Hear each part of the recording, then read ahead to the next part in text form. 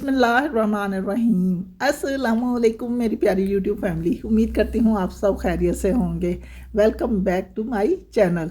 आज मैं अपने व्लॉग में ज़बरदस्त हैक शेयर करने जा रही हूँ जो कि यकीनन आप सबको बेहद पसंद आएंगे।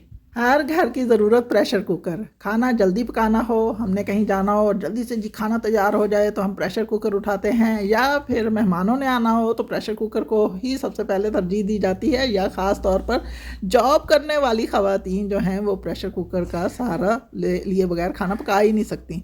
तो जी प्रेशर कुकर के अंदर जो इसके हैंडल के अंदर इस तरह स्क्रू लगे हुए होते हैं, ये देखिए जहाँ मैं आपको ये दिखा रही हूँ, ये स्क्रू जो हैं ये ज़्यादा हीट लगने की वजह से ये लूज़ हो जाते हैं, जिसकी वजह से इसके हैंडल ख़राब हो जाते हैं, यानी प्रेशर कुकर से अलग हो जाते हैं। जब हैंडल ही अलग हो जाएंगे तो प्रेशर कुकर बिल्कुल बेकार हो जाता है। प्रेशर कुकर बहुत ज़्यादा पुराना हो जाए तब भी यही मसला होगा। तो चलिए जी इसका हल हम निकाल के लाए हैं। तो इसके लिए हम इस्तेमाल करेंगे नेल पॉलिश, और जो इसके स्क्रू हैं जो हैंडल की तरफ लगे हुए हैं हमने इनके ऊपर लगा देनी है जी नेल पॉलिश। और ये नेल पॉलिश जो है आप यकीन कीजिए कि इन स्क्रू को इतना टाइट रखेगी कि कभी भी हैंडल लूज़ नहीं होंगे, ख़राब नहीं होंगे और प्रेशर कुकर से अलग नहीं होंगे। याद रखिए कि ये जो हम नेल पॉलिश लगा रहे हैं ये हैंडल्स के अंदर लगे हुए स्क्रू में ही लगानी है। हमने प्रेशर कुकर के लिड के अंदर लगी हुई जितनी भी चीज़ें हैं उनके नीचे जितने भी स्क्रू लगे हुए हैं उनमें नहीं लगानी, सिर्फ हैंडल के लिए यूज़ करनी है। प्रेशर कुकर को जितना मर्ज़ी वॉश कर लें या फिर इसे जितनी मर्ज़ी हीट लग जाए तो ये जो इसके स्क्रू हैं ये बिल्कुल अपनी असली हालत में रहेंगे, यानी अच्छी तरह से टाइट रहेंगे और हमारा प्रेशर कुकर काफ़ी अरसे तक हमारा साथ देगा। प्रेशर कुकर के हैंडल्स के स्क्रूज़ पर मैंने ये नेल पेंट जो है अच्छी तरह से अप्लाई कर दिया है। इसे खूब अच्छे से ड्राई करेंगे और उसके बाद हमने प्रेशर कुकर को यूज़ करना है। ये देखिए ये दोनों हैंडल्स पर मैंने लगा दिया है।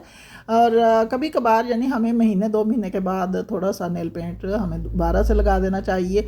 ये देखिए ये अच्छी तरह से मैंने खूब भर के लगाया है और अंदर वाले जितनी भी इसके अंदर चीज़ें लगी हुई हैं उनके ऊपर बिल्कुल भी हम नेल पेंट नहीं लगाएंगे। बस जी अब हमारे प्रेशर कुकर के हैंडल्स बहुत अच्छे से मजबूत हो गए हैं, ये हिलेंगे नहीं, टूटेंगे नहीं, प्रेशर कुकर से अलग नहीं होंगे।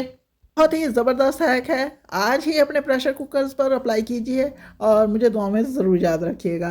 तो चलती हूँ दूसरे हैक की तरफ। तो ये दूसरा हैक भी मेरे किचन से ही है। स्टोव की क्लीनिंग हो या फिर बर्नर्स की क्लीनिंग, दोनों पर मैंने बेशुमार वीडियोस बनाई हैं, बहुत ही अच्छी वीडियोस हैं। तो आज मैं बर्नर की क्लीनिंग दोबारा से शेयर करने जा रही हूँ। बहुत ही अच्छा हैक है, बर्नर जितने अच्छे से साफ़ होंगे उतना ही अच्छा फ्लेम आएगा। तो जी हमने जी बर्नर्स को किसी ऐसे बर्तन में रख लेना है जो हमारे बर्नर्स के मुताबिक हों, यानी कि उनमें हम जो चीज़ भी लगाएं वो अच्छे से इसके ऊपर लगे भी और इसके ऊपर लग के उसमें भरी भी रहे। तो ये है जी वाइट विनेगर जो कि हमने दोनों बर्नर्स के ऊपर अप्लाई करना है और इस तरह से अच्छे से यानी हमने सिरका डालना है ताकि इसके अंदर ये डिप हो जाए। अगर डिप ना भी हो तो तकरीबन जितना इनके सुराख हैं, जितना इनके होल्स हैं उसमें सिरका ज़रूर लगा रहे, उसमें ये चीज़ ज़रूर डिप रहे। तो उसके बाद हमने क्या करना है जी 2 घंटों के बाद हमने इसकी क्लीनिंग स्टार्ट करनी है और हम एक कोई ब्रश लेंगे और अच्छे से इन बर्नर्स के ऊपर लगाएंगे। अगर बर्नर्स के होल्स वगैरह ओपन रहेंगे तो फ्लेम बहुत अच्छा आएगा, और फ्लेम अच्छा आएगा तो हमारा चूल्हा भी सही रहेगा। बाज़ औक़ात बर्नर्स बंद होते हैं और जी हम ज़बरदस्ती चूल्हे को जलाने की कोशिश करते हैं जिसकी वजह से नुकसान भी होते हैं। दिन भर चूल्हा इस्तेमाल करते रहने से बर्नर्स पर चिकनाई जम जाती है जो कि इसके होल्स को बंद कर देती है और फ्लेम आना नीचे से बंद हो जाता है, जिसकी वजह से चूल्हा जो है वो अंदरूनी तौर पर ख़राब होना शुरू हो जाता है। और ना सिर्फ एक चीज़ बल्कि अपने साथ साथ दूसरे बहुत सारे पार्ट्स को भी ख़राब कर देता है। बर्नर्स तो क्लीन कर लिए, अब इसी सिरके में इसके ऊपर वाले फ्रेम भी साफ़ कर लूँगी। फ्रेम के ऊपर भी रस जमा हुआ है और साथ में चिकनाई भी। तो सिरका जो है इसमें बहुत सारी क्वालिटीज़ होती हैं, क्लीनिंग की भी, खानों में भी यूज़ होता है। सिरके में जितनी देर मैंने इन बर्नर्स को रखा और बर्नर्स के ऊपर लगी हुई जितनी भी चिकनाई थी वो सारी की सारी मेल्ट हो गई और हमने आराम से उसे साफ़ कर लिया। अब बारी आती है जी हमारे पास इस तरह से एलुमिनियम फॉइल घर में मौजूद होती है, मेरे पास तो होती है क्योंकि मैं अक्सर जब रोटियाँ वगैरह बहुत ज़्यादा मिकदार में बना लूँ या फिर किसी न किसी खाने को कवर करना होता है तो उसके लिए एलुमिनियम फॉइल यूज़ करती हूँ। तो जब यूज़ कर लेती हूँ तो उसे फेंकती नहीं हूँ, इसके साथ एक ज़बरदस्त काम लेती हूँ। तो वो काम होता है जी हमारे घरों में लगी हुई टैप्स जो कि स्टील की हों उनके ऊपर अगर इसी फाइल को रब करना स्टार्ट करें तो यकीन करें कि चांदी की तरह चमकेंगे हमारे घर में लगे हुए टैप्स। अब ये बात नहीं है कि हम इस फाइल को इन टैप्स के ऊपर लगाएंगे बस वो चमकने लगेंगी, इसके लिए हमें थोड़ा सा टाइम देना पड़ेगा। हम इस फॉइल को हर उस पार्ट पर अच्छी तरह से रब करेंगे जो कि स्टील का होगा। और ये देखिए आपके सामने है, मैं इस टैप पर हर जगह पर फॉइल को रब कर रही हूँ। जैसे जैसे हम रब करते चले जाएंगे हमारे टैप्स जो हैं वो चमकने लगेंगे। ना सिर्फ टैप्स बल्कि घर में पड़ी हुई जितनी भी स्टील की चीज़ें हैं उनको हम क्लीन कर सकते हैं। और ख़ास तौर पर हम जहाँ पर बर्तन वॉश करते हैं, सिंक को अच्छी तरह से, अगर वो स्टील का है तो उसको भी इसी अंदाज से चमका सकते हैं। तो ये देखिए आपके सामने स्टील टैप का कलर पहले डल था और इसके रब करने से ये बिल्कुल चमकने लगा है। और साथ में इसके ऊपर जितना भी रस्ट था वो भी क्लीन हो गया है। ये देखिए आपके सामने हर तरफ से मैं आपको दिखा रही हूँ।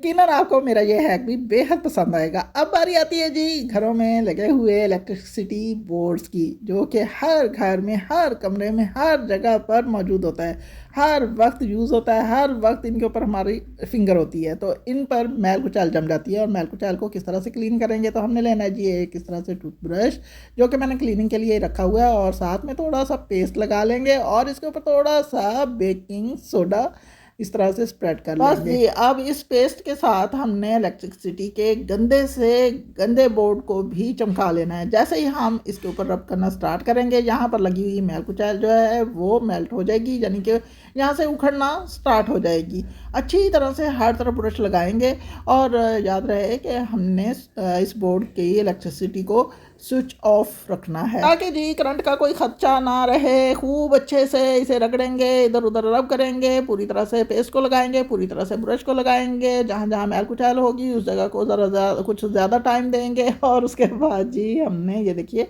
यहाँ पर इतनी ये इसका जो बटन है बहुत ही मैला हुआ था, साफ़ सुथरा हो गया है, बिल्कुल वाइट सा नज़र आने लगा है। इलेक्ट्रिसिटी के बोर्ड जितने भी हमारे घर में हैं, चाहे वो जितने भी मैले कुचैले हों, हम उनको इसी अंदाज से क्लीन करेंगे, बहुत अच्छे से क्लीन हो जाते हैं।